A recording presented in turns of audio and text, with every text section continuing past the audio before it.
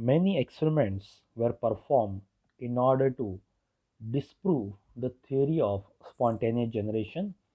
We have learned about the experiment performed by Francisco Reddy, that is three-jar experiment.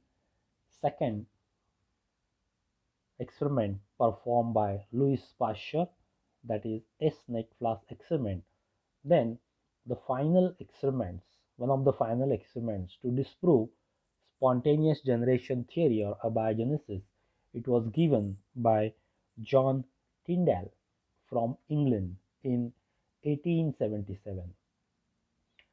He was working on the phenomena of scattering of light by dust particles.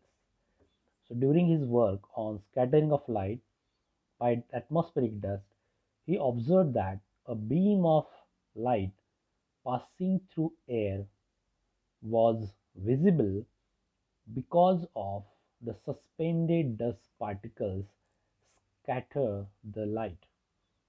This phenomenon of scattering of light was termed as Tyndall's effect. Tyndall was aware of Pasteur's finding, which we have learned in the last lecture, of presence of microorganisms on dust particles. So he was aware of the finding of Louis Pasteur, who discovered or who proved that microorganisms are present on dust particles, and whatever the growth that occurs in the medium, sterile medium or boiled medium, it is due to the growth of these microorganisms trapped on dust particles. So, considering this finding of Louis Pasteur, to prove the presence of microorganisms on dust particles, as well as to disprove the spontaneous generation theory, John Tyndall he devised a system. That system or that experiment is called as wooden box experiment. As the name indicates, the system which was devised by John Tyndall, it consisted of a wooden box. This wooden box, which was built by John Tyndall, it was containing a glass window on two opposite sides, and on at one side there was presence of a light source through which light beams were allowed to pass through the space in the wooden box. The inside surface of this box, it was coated with glycerol, a sticky material that was to trap the dust particles which enters, if any enter inside the wooden box. This chamber, it was fitted with boiled medium or sterile nutrient medium, and these tubes were kept open.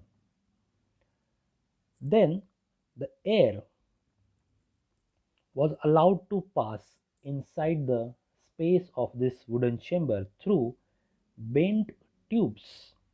So through these bent tubes which were placed on both the sides, that allowed the passage of air inside the wooden box.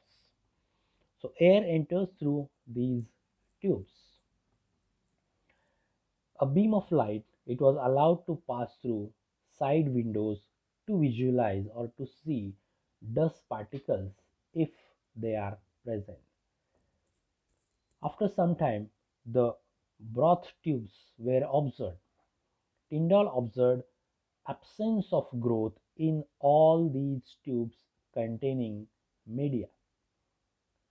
The reason behind that was, since the dust particles in air were settled in bent tubes which are situated at the top.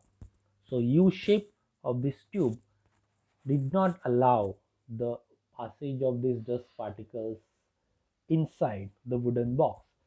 The same thing which happened earlier in case of the experiment performed by Louis Pasteur, that is using S-necked flask. Therefore, he concluded that the growth appeared in medium only when the particles in air enters in it. If the particles are not entering, there is no growth of microorganisms in the medium. In this case, this growth medium, if we consider it as non-living material and microorganisms as living things. So if the theory of abiogenesis was correct, then there would have been growth of microorganisms in sterile medium too. But since the theory of abiogenesis is incorrect, the theory of spontaneous generation is not correct, the growth of microorganisms never appeared in sterile medium or in boiled medium. So this is how he disproved the myth of spontaneous generation. So in this way he proved that microorganisms were present on dust particles, which was earlier proved by Louis Pasteur, and they did not originate from organic matter. Organic matter means the nutrient medium. This was the final experiment to disprove the theory of spontaneous generation or abiogenesis. John Tyndall, after long studies on bacteria and their heat resistance, Tyndall concluded that certain bacteria existed in two forms.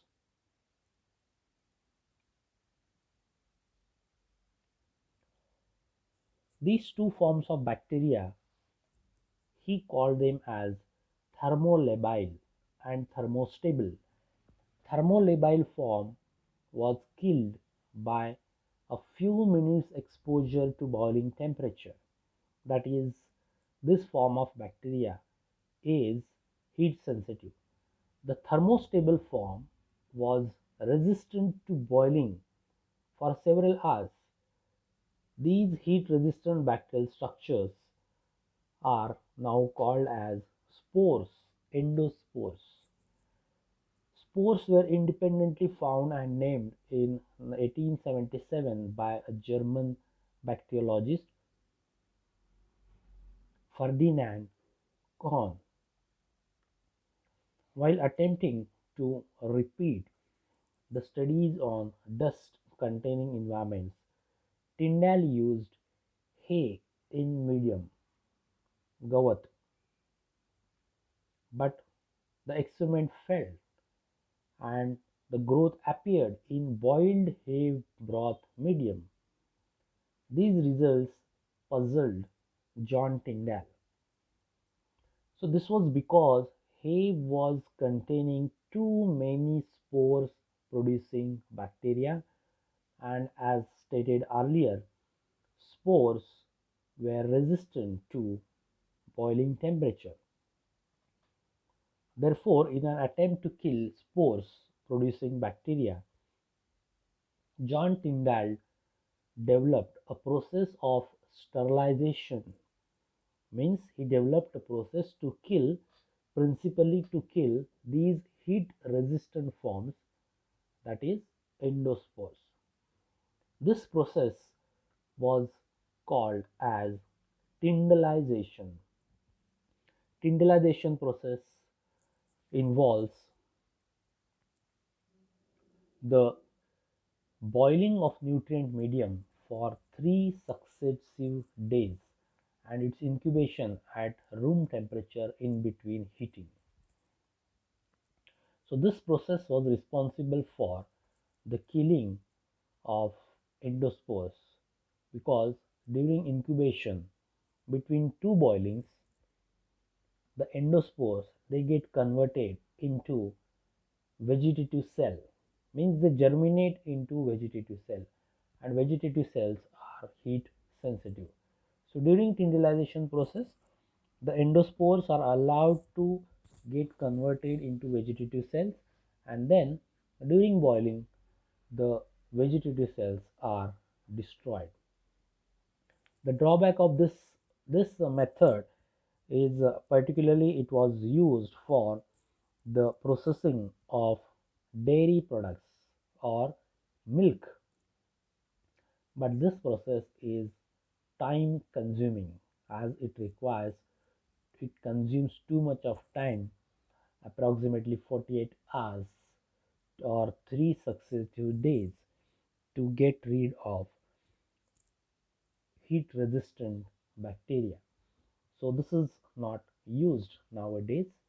What we use for the killing of such spoilage causing bacteria is a method of pasteurization which was developed by Louis Pasteur.